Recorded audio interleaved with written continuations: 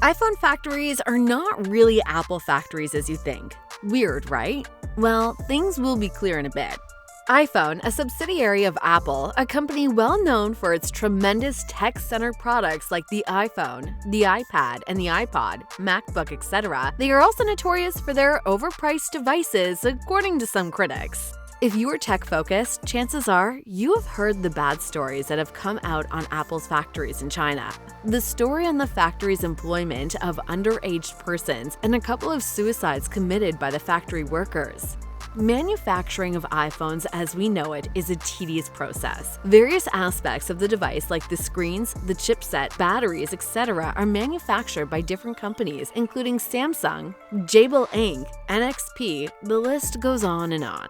There are two main companies that assemble these Apple products. Apple's long-standing partner Hanhai Precision Industries, simply known as Foxconn, and the other, Pegatron. Both are based in Taiwan. Foxconn is known for making consumer electronics for Samsung, HP, etc., but is noted for the production of iPhones. Foxconn has factories in various countries such as Malaysia, Thailand, and South Korea. It currently manufactures iPhones in Xinjiang, China. About half of the world's iPhones are made at a Foxconn factory complex in Zhengzhou, China. Get your nose mask, your overall, your helmet, and your safety goggles. Let's go into the iPhone factory in Zhengzhou. It employs as many as 350,000 people, and its massive complex has got locals to coin a name for the area, referring to it as iPhone City. At its peak during summer months before the release of a new iPhone, workers work tirelessly to produce about 500,000 phones a day, or up to 350 a minute, and about 5 to 6 iPhones in a second to meet the growing iPhone demands of the West. Life in Foxconn. Here, workers live in dormitories in 10 stories to 12 buildings. Each dorm consists of up to 8 beds in a room. After a series of suicide incidents at the factory, suicide nets were mounted behind the massive building in 2010 to prevent any possible suicide by jumping. Around the facility, meager and petty traders like food vendors have set up shops down to provide for this huge workforce of Foxconn. Workers on the day shift begin streaming in through the factory's gates around 7 a.m. Some can afford to ride motorcycles, scooters, and bicycles, but most walk from nearby dorms or take a bus if they live in the buildings farther away. According to an article by Harrison Jacobs for the Business Insider, this is how the routine of a worker looks like. Wake up at 6:30 a.m., head to the factory at 7 a.m., eat breakfast and start working at 8 a.m., take an hour for lunch. Most people eat at the canteen inside the campus, but some head to vendors outside because the food is better. The shift ends at 5 p.m., but if overtime is offered, most will take it and work until 8 or 10 p.m. After work, eat dinner with friends or play video games until 10 or 11 p.m., then go to sleep. The schedule is basically the same but flipped for those on the night shift. Foxconn's iPhone factory in Zhengzhou does final assembly, testing, and packaging, or FATP.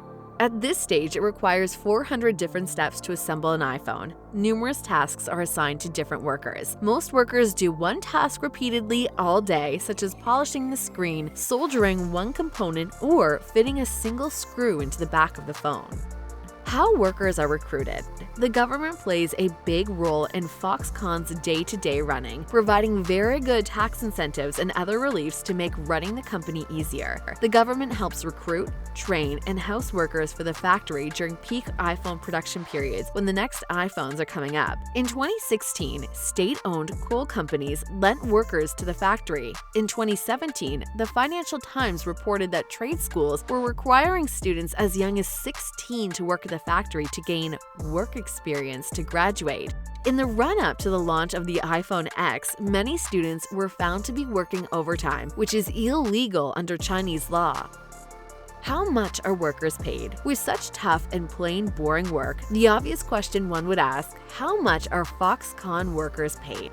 A typical Foxconn factory worker is usually around the age bracket of the early 20s to his or her mid-20s. It has been reported by some news media that the Taiwanese company employs underaged workers. As of 2018, workers earned around 1,900 yuan, $300 a month, which is relatively higher than other factories in the region. However, some workers can raise their monthly salaries to about $676 by taking on as much as 20 hours of overtime a week. Chinese law limits overtime to 36 hours a month, but several reports suggest that workers take on much more during peak production periods. So, there we have it. The stylish, interesting-looking, nice iPhones we can't seem to place down for a minute are made in factories where workers can't escape boredom. Will you be willing to work in an iPhone factory?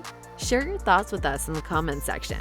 Also, remember to subscribe for more awesome tech videos like this.